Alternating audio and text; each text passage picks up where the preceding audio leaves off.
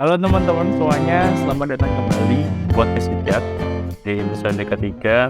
Di sini aku bareng temanku lagi Dita yang di episode pertama kemarin kita ngobrol tentang banyak hal dan kali ini aku mau ngobrol lagi sama Dita dan semoga nanti kita bisa sharing banyak hal dan ada input buat teman-teman. Dita, halo. Halo halo halo semuanya, halo Agen. Terima kasih banyak ya kemarin udah undang aku di podcast, yang sebelumnya, dan sekarang pengen sharing lagi nih sama teman-teman tentang banyak hal yang kita mau obrolin sama Aden. Semoga teman-teman bisa mendapatkan insight dari podcast kali ini. Oke oke. Dita setelah episode pertama kemarin kayaknya udah almost keman ya, hampir 1 bulan. Iya, Setelah itu kegiatannya yang sama. Kayaknya kemarin kamu ngejar itu di beasiswa atau apa itu nggak sih tahun ini? Aku lihat postingan kamu. beasiswa ya, kalau beasiswa emang sih salah satu wishlist aku. Yang akan aku capai bukan di tahun ini, tapi beberapa tahun mendatang karena ada beberapa kesibukan dan juga wishlist lain yang ingin aku capai di tahun ini. Cuman ya you know lah untuk mencapai, beasiswa or scholarship itu bukan sesuatu yang mudah. Jadi aku, masukin scholarship di salah satu wishlist aku, eee yang mana prosesnya itu udah aku mulai di tahun ini. Jadi misalnya nih aku, dapat skor yang bagus di IELTS atau TOEFL atau semacamnya. Jadi nanti, mmm, langkah aku untuk bisa mencapai scholarship di tahun yang ingin aku targetin itu nggak terlalu sulit, gitu sih. Ya oke. Ya sih karena banyak banget yang ngejar ya. Maksudnya kalau beasiswa beasiswa untuk S2 itu ya saingannya luar biasa banget. Luar biasa banyak, luar biasa sulit.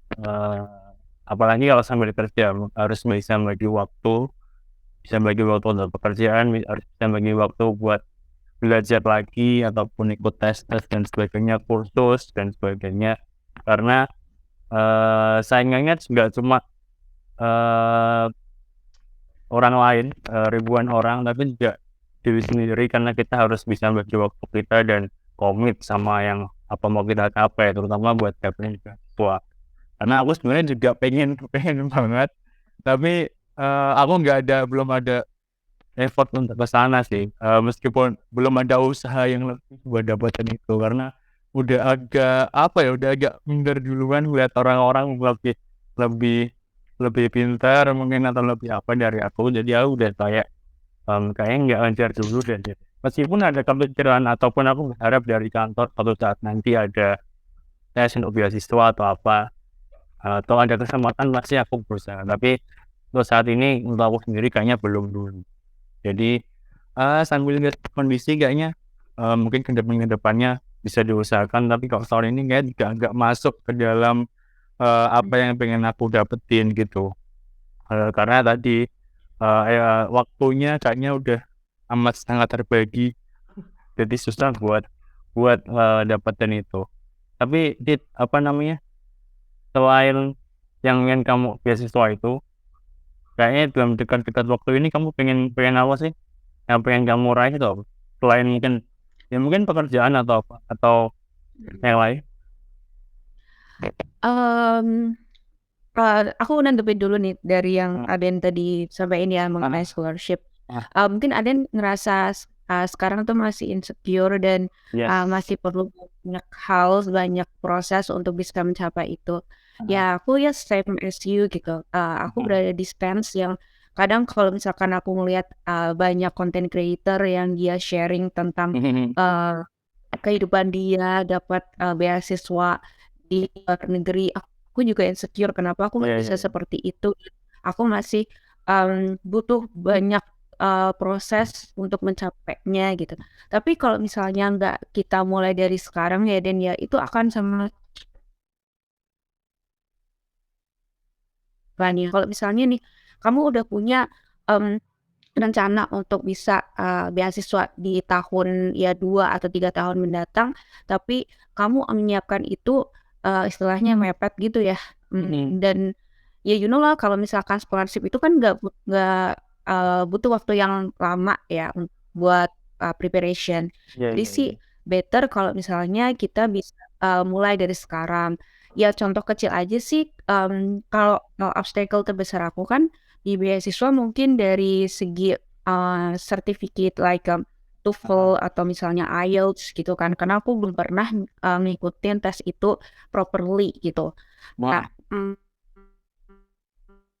Wah, dulu sih pernah ikut ya waktu, lulus dari Univ, tapi kan itu emang menurut aku bukan, mmm, formal banget dan itu juga yang ngadain dari Univ, sebatas mhm, salah satu persyaratan untuk aku bisa wisuda.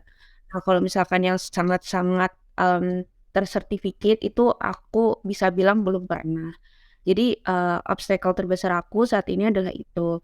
Nah, gimana sih caranya aku overcome, hal itu ya, ya iseng aja sih misalnya nih aku ikut kelas online ya kan sekarang banyak banget nih, kelas-kelas online berbahasa Inggris gitu kamu bisa mhm, enhance your, speaking skills or writing or related to this dengan ikutan, kelas bahasa Inggris dan menurut aku juga nggak terlalu mahal-mahal banget kita bisa join kelas bahasa Inggris misalnya untuk 2 minggu itu bayar berapa sih 200.000 atau bahkan ada mhm, yang kurang dari itu dan iya, menurut aku itu membantu banget gitu. Kita bisa join kelas itu, kalau misalnya nih kita pekerja ya, kita bisa join, mungkin setelah working hours jam 7 ataupun jam 8, 1 jam itu sangat-sangat membantu dan, kita lakuin itu secara konsisten, menurut aku banyak banget impact positif yang bisa kita dapetin gitu daripada kalau misalkan merasa sekarang insecure terus belum eligible untuk dapat itu, terus ditunda dan persiapannya, nanti-nanti aja deh kalau misalkan emang udah deket-deket dari rencana mau ambil beasiswa, menurut aku itu akan lebih sulit. Jadi, kita mulai dari sekarang memupuk, confidence dan mhm, hal-hal lain lah, iya iya iya, tentang, bahasa Inggris tadi, kayak gitu sih. iya iya iya. Itu yang, salah satu hal yang udah, aku mulai dari sekarang, join kelas bahasa Inggris. Mungkin Ade juga ya kayak, Iya iya kita iya. kan kadang ketemu dalam satu kelas online bahasa Inggris gitu. Nah, Aku kalau misalkan lihat Ade nih, honestly Aden itu jago banget dan kamu sebagai makasih. benchmarking aku, untuk bisa speaking English. Iya benar Nice benar lagi, kayak gitu guys, ya. sih. Nah dengan Oke. lihat orang lain iya Mbak, bener bener. Dengan kita ngelihat orang lain itu jadi termotivasi, "Oh dia Iya iya iya. bisa loh kayak gini." Iya Dan iya. kalau misalkan aku tadi tuh, eee dengar dari cerita kamu kan, kamu memang bener-bener sih, Inggris itu dari nol ya, terus, sekarang udah bisa sefluent itu, terus kamu juga punya, apa sih itu, kayak komunitas, terus kamu jadi Mhm, guru buat anak-anak belajar bahasa Inggris, itu keren banget sih. Di tengah kesibukan kamu, kerja kantoran, terus kamu, buka, apa, kelas gratis, ngajarin anak-anak kecil buat mereka belajar bahasa Inggris, terus kamu juga belajar untuk diri kamu sendiri, ngikutin kelas bahasa Inggris online, itu udah keren banget sih menurut mhm, aku. iya Dan iya iya. Ya itu hanya sebagian ya aku nggak pernah mikir sampai, apa namanya, bisa berdampak pada orang-orang yang ngelihat, tapi itu cuma bagian kecil dari yang aku pengen lakuin gitu. Ya untuk sampai saat ini masih konsisten sih, cuma kadang-kadang pasti ada capeknya, pasti ada kayak, tersengal jenuh sih. Tapi banyak senangnya, makanya aku sampai hari ini masih ngelakuin kayak ya mungkin belajar ataupun ngajarin adik-adik di rumah dan sebagainya. Karena, pengalamanku dulu, aku nggak punya lingkungan yang bagus buat belajar, jadi aku berusaha untuk nyiptain itu, di lingkungan sekitarku dan itu salah satu yang, masih jadi targetku di tahun ini juga sih, kayak aku harus bisa terus, berkembang dan membantu orang-orang sekitar buat ya jadi lebih baik juga. Eee, bagus bagus. Iya, heeh. Ya harusnya jadi seorang manusia kayak gitu ya, kita, Mhm. belajar bukan hanya untuk kita sendiri, tapi gimana kita, berbagi ke orang lain, Iya iya gitu. iya iya. Ya karena pas kita tahu bahwa orang-orang sekitar kita itu juga bisa, eee, sama baiknya dengan kita, atau bisa lebih baik dari kita, itu ada rasa senang, bangga, kemudian, apa ya, bukan cuma bangga sih, tapi, oh ya yang aku lakuin selama ini ternyata, berdampak bagus buat sekitarku. Bahkan kadang-kadang, ada hal-hal kecil yang kayak misal dari yang aku alamin selama 1,5 tahun ini, orang tua itu dari murid-muridku, jadi aku kan punya kursusan bahasa Inggris di rumah gratis, itu orang tuanya itu kadang call aku atau WA gitu, mereka bilang mereka seneng, mereka, bangga anaknya bisa bisa ada progres, bisa improve banyak, dan kadang-kadang mereka ngasih hadiah-hadiah waktu Hari Guru kemarin, sebenarnya ngasih hadiah, padahal aku bukan guru yang bener-bener guru di, sekolahan gitu, cuma di rumah Sabtu Minggu doang, tapi, eee, bukan cuma bangga, aku bener-bener terharu pas ada momen-momen itu, mereka pas aku keluar sampai malam mereka nungguin di rumah, aku kira bakal dikasih besok adanya kayak gitu. Jadi emang ngelakuin sesuatu yang konsisten itu, eee, sulit, tapi kalau akhirnya kita bisa itu, bukan cuma seneng atau bangga, tapi, kadang-kadang aku juga bersyukur karena bisa sampai hari ini aku masih bisa, ngelakuin hal kayak gitu. Meskipun terkadang tetap ada insecure-nya sih, ketika ngelihat orang yang ya apalagi di sosial media ya, pasti ada insecure-nya, cuman, kalau orang lain ngelihat aku kadang mereka bilang mereka, senang ngelihatnya, tapi, aku juga senang denger kayak gitu apa yang kamu sampaikan juga, cuma ya dari kendala-kendala yang aku hadapi sampai saat ini masih bisa terselesaikan karena, hanya membagi waktu aja sih, bagi waktu itu, cukup susah, tapi selama kita mau, kita komit, kita mau berusaha, ya pasti bisa gitu. Dan iya iya, bener sih. Berarti kalau sebenarnya ya pekerja kantoran itu banyak loh waktu yang mereka tuh punya selain untuk bekerja. Iya sih, kalau Kerja dipikir-pikir ya, contohnya ya dimulai dari berapa gitu kan, sampai sampai katakanlah sampai sore atau misalkan iya iya. setelah maghrib itu, sampai pagi mereka punya banyak banget waktu gitu. Aku reflect ke diri aku sendiri ya, Iya iya. misalnya aku nggak ada lemburan kayak gitu tuh banyak banget waktu yang Mhm bisa aku manfaatin.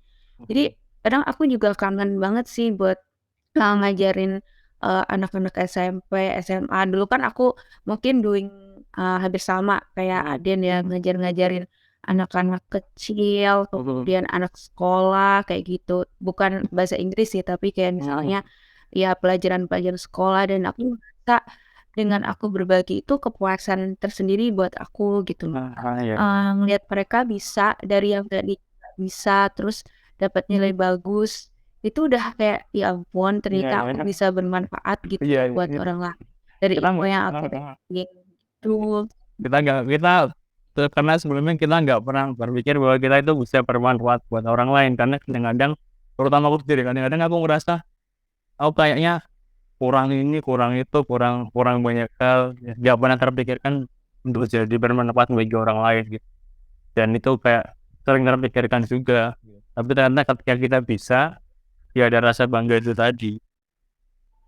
Dan yang kamu bilang tadi yang soal apa, pekerja kantoran itu punya banyak waktu, kayaknya iya sih, iya banget, apalagi Mmm, yang aku rasain kayak aku habis kerja pasti ke-gym, mungkin ya seminggu 4 kali, atau mungkin aku, belajar apa gitu, ataupun ngerjain apa lagi gitu, freelance dan sebagainya, ngajar adik-adik juga. Cuma, eee, mhm.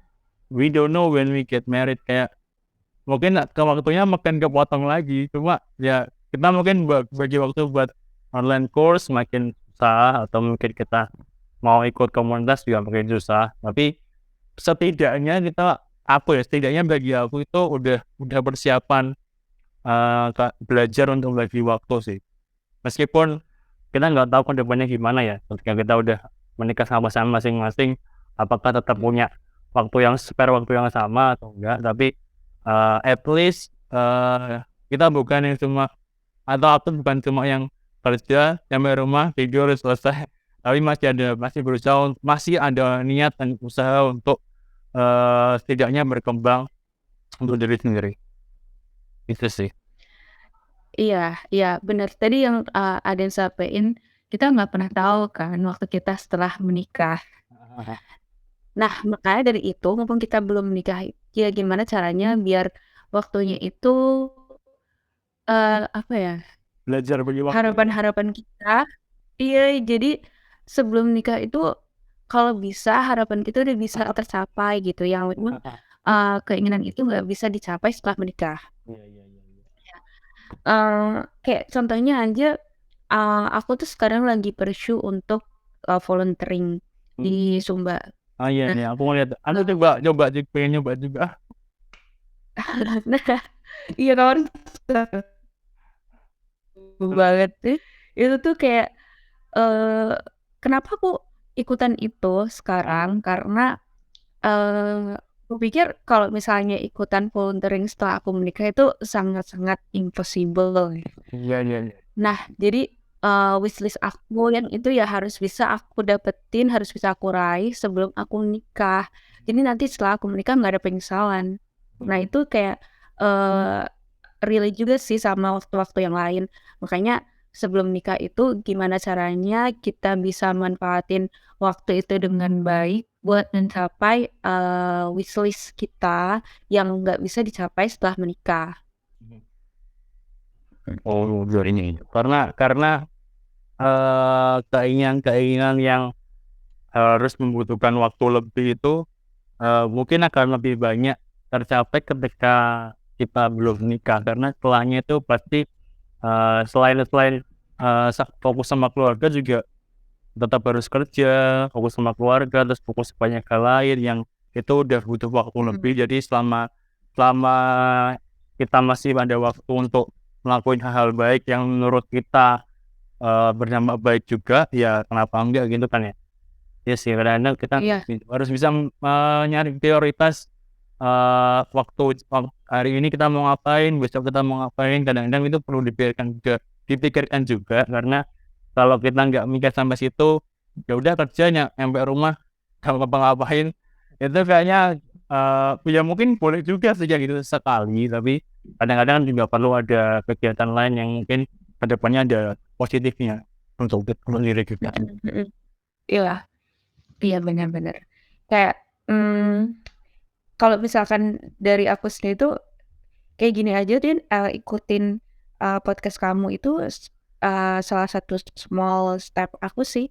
Dulu aku nggak pernah, apa namanya, nggak pernah nih join kayak podcast kayak gini, apalagi sharing cerita aku tuh, karena aku terlalu takut kan, apa yang dipikirin orang lain. Kayak misalnya Iya iya aku iya bikin iya. podcast kayak gini, aku misalnya show tentang diri aku di sosial media, terus aku mikir, "Ya ampun, mereka bakalan mikir apa sih tentang aku Nah, kayak iya iya iya iya. terlalu too much banget nggak Iya sih?" Kayak gitu, iya terlalu overthinking lah. Terus iya. sekarang aku kayak, "Ngapain sih mikirin mereka, mereka juga belum tentu Iya. mikirin aku." Iya benar benar. Mmm, ya sekarang aku punya waktu, punya chance, buat lebih branding diri aku, why not gitu loh. Tanpa harus memikirkan orang lain. Nah, bisa aja mereka itu malah justru dengan, lihat apa yang aku sharing kayak gitu, mereka termotivasi gitu. Mhm, iya iya iya. Bukan malah sebaliknya, karena yang aku pikirin dulu tuh sebaliknya, mereka bakal, mmm, iri lah, bakal, sirik gitu Iya ya, iya istilahnya iya kayak iya siring iya. sama aku Heeh.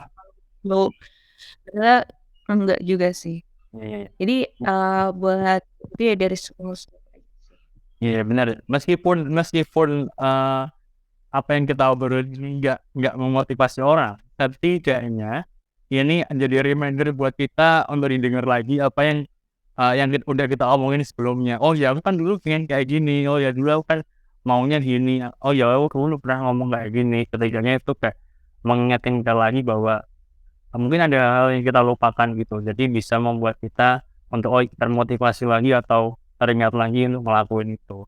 Jadi tujuan awalnya sih kayak gitu aku buat, jadi siapapun yang mau ngobrol ataupun kita, jadi aku senang banget, ya intinya ada nilai positifnya di apa yang kita lakuin kayak gitu.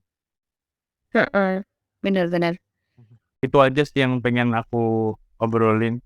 Jadi, selama kita punya impian ataupun apapun Mhm. itu di tahun ini entah tahun yang akan datang, setidaknya berusaha untuk belajar untuk mendapatkannya benar yang Dita sampaikan bahwa daripada nanti kamu kecewa mending coba sekarang selama masih ada waktu, karena kita nggak tahu ke depannya itu apa yang terjadi sama kita, entah apapun itu. Jadi selama ada waktu, selama ada tenaga, sehat dan sebagainya, setidaknya belajar untuk mendapatkannya.